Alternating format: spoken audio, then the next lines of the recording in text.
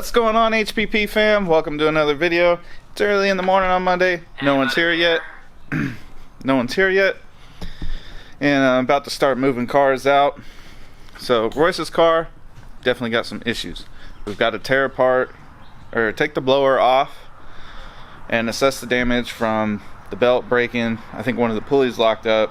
So we got to get that checked out so we can get that one back on the road.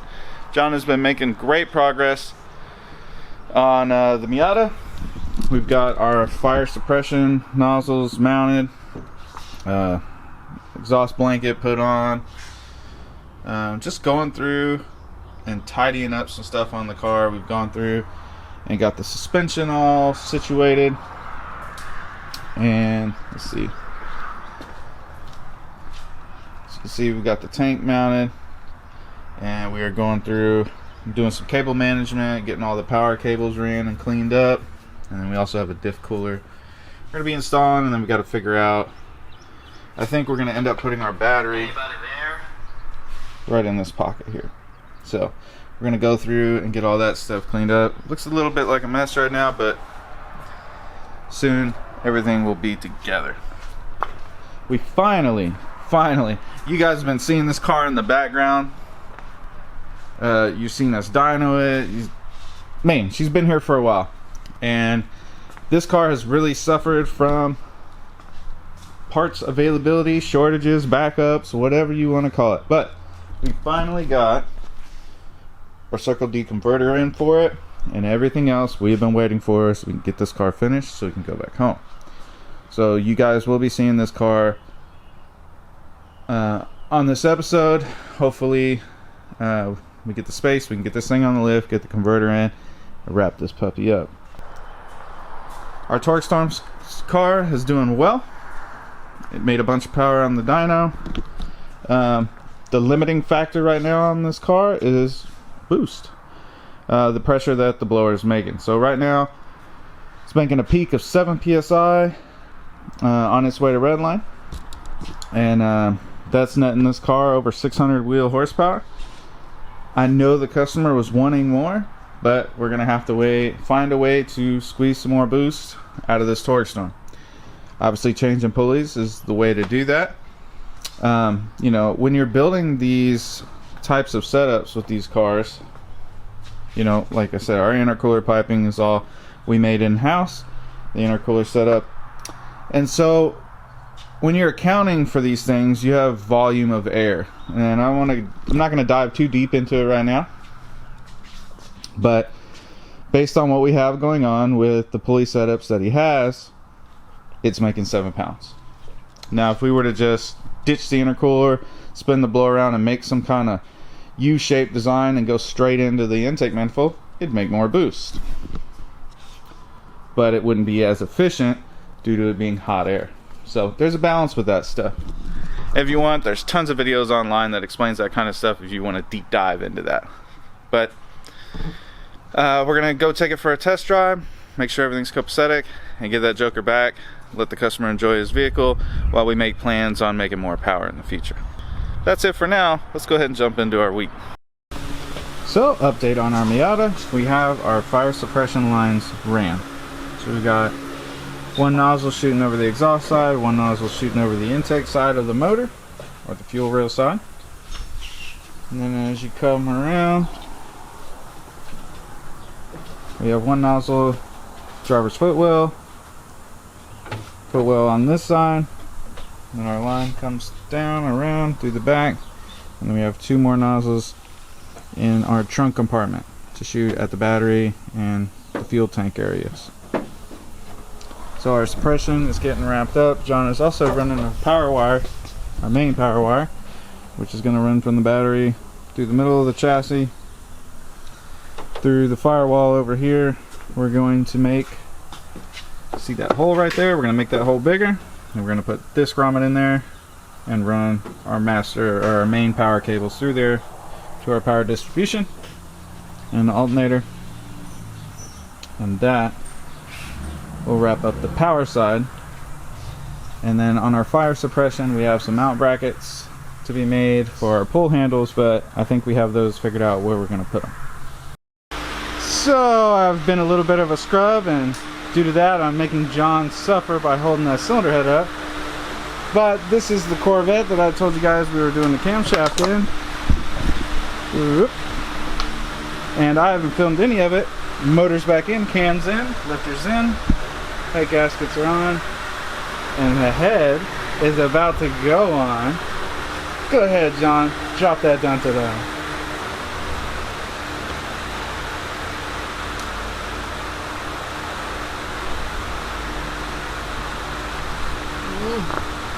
Here's the hole. There it is.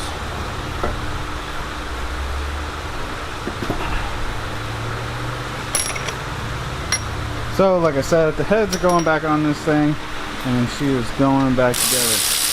We went with all Texas Speed goodies on this one. And you guys will see this thing hit the dyno next week, shopping up a block. Got Bilal's car in. It's got a check engine light. It's gonna get some fluids changed while it's here. So, about to go through this one, see what we got going on, get it repaired. Then got one of our fleet maintenance jobs in, doing an oil pan on this Super Duty. So, that's what we got kicking off this morning. Let's get after it. Power it on through the day. Got Bilal's car situated, had a small evap leak. Got that situated. Checked all the lighting around the vehicle, everything's working. So took it out on a test drive, just parked out front, ready to go home. Next victim is this 2021 or 2022 Mustang GT. This one's kind of a neat one.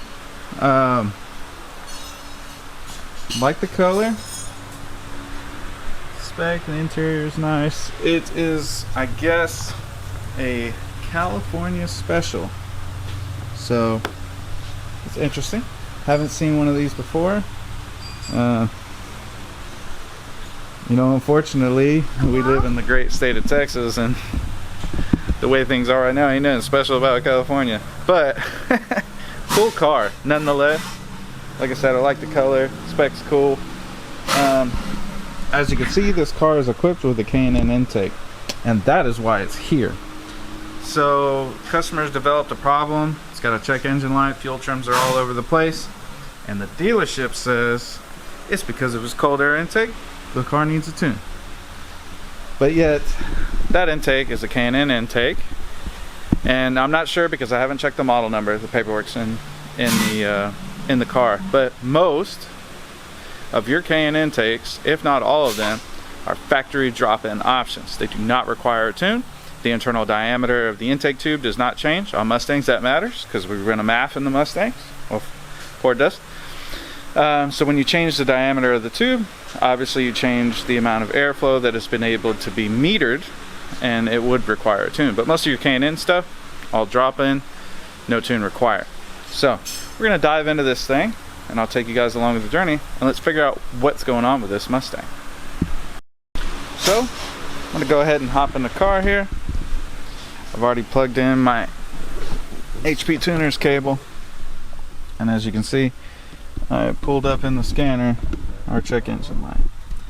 So if you see, the only code in the PCM is a P0174. System 2 lean, bank 2. Now, based off of that, this thing, brand new, 833 miles on it. But anyways, a code like that, I'm not going to attribute to a problem with the air intake. The reason I say that is because the MAF is for both sides of the engine. We have a bank 2 problem. This is the kit. It's in the car. And I'll go ahead and double check, but like I said before, I'm pretty positive no tune is required. So I'm going to dive in a little deeper, and I'll let you know what I find. So guys, I'm sorry I didn't finish out on that 2021. Actually turns out to be a 2022 Mustang California Special. What ended up happening with that car, we pulled the K&N intake off, put all the stock system back on it, and all the fuel trims went back to the way they were supposed to be. The car ran perfectly. Upon inspection of the K&N system, didn't find anything wrong. But our diagnostic did get cut short because the customer needed his car back. But after we discussed it, he decided he didn't want the K&N intake anymore. He was going to get a nicer one that did require a tune, so that way he could get better power gains.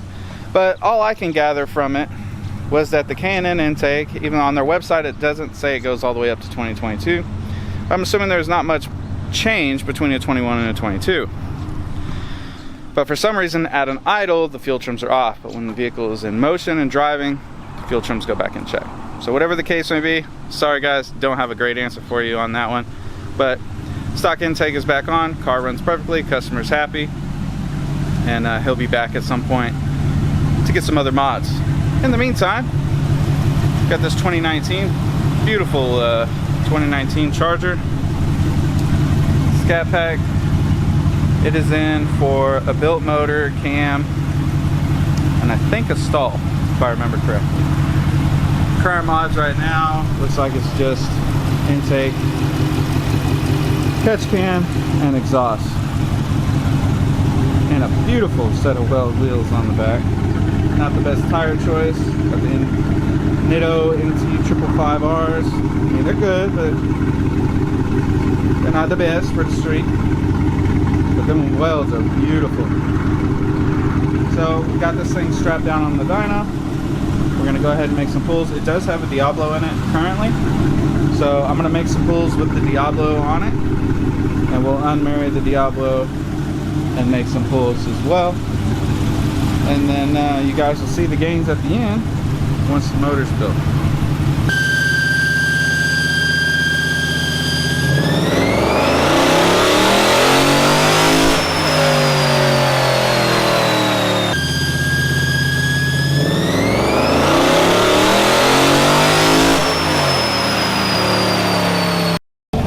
So guys, as you can see, we've got the Corvette up and running. It's a little timing issue, got it squared away, got her all back together.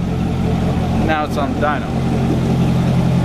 So we're gonna let it get through its first heat cycle and then strap it down, start making some power pulls. As you can see, our main lift is open. We are about to pull on the Scat Pack that we dynoed this morning, which, let me show you those numbers real quick.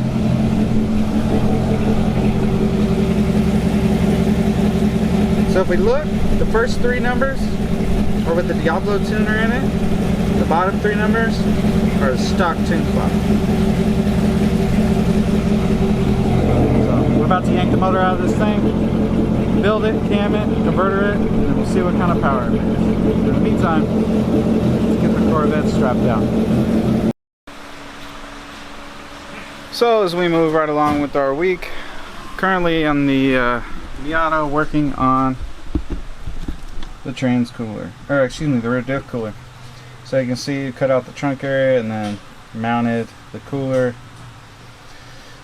underneath, so that way the air flowing through the car will go through there.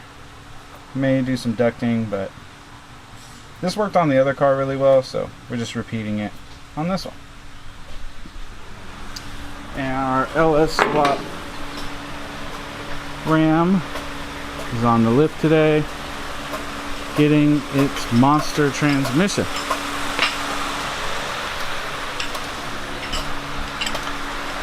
So we finally got our transmission and converter from Monster, so it is going in the truck. So guys, we got the C7 on the dyno, and it is time to start making pulls. I got a base map in it, got it running and idling good, so let's go ahead and make our first tug.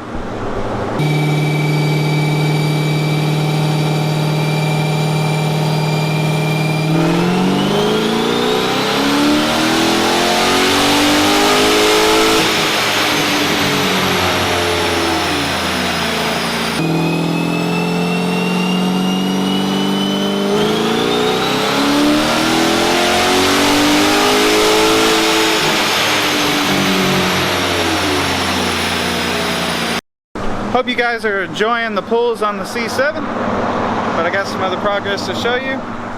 We got our 64, bleh. We have our 64 Buick on the lift, and John is installing our new Circle D torque converter in the built RPM 4L60 trans. As you can see, we got the trans down, and we got the beautiful Pro torque converter, 265 Circle B converter going in. Flipping that bitch around. Oh, very nice. Getting this stock unit out of here. So go ahead and slap that in. Ooh, that's a good last name right there.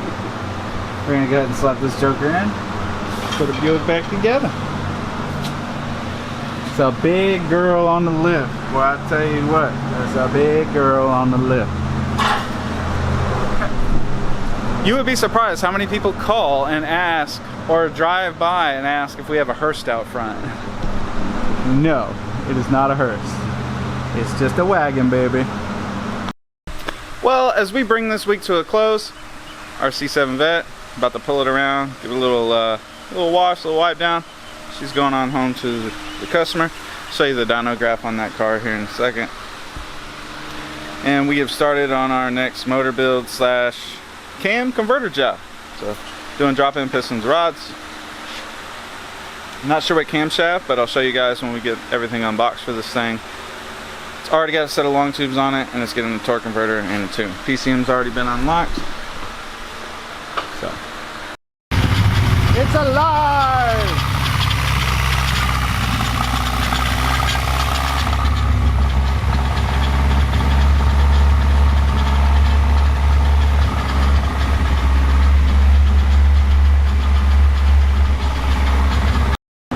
So I wanted to show you guys the red Corvette finished out at 441 and 459. Nice clean graph. Take you guys out here, let you hear it chop.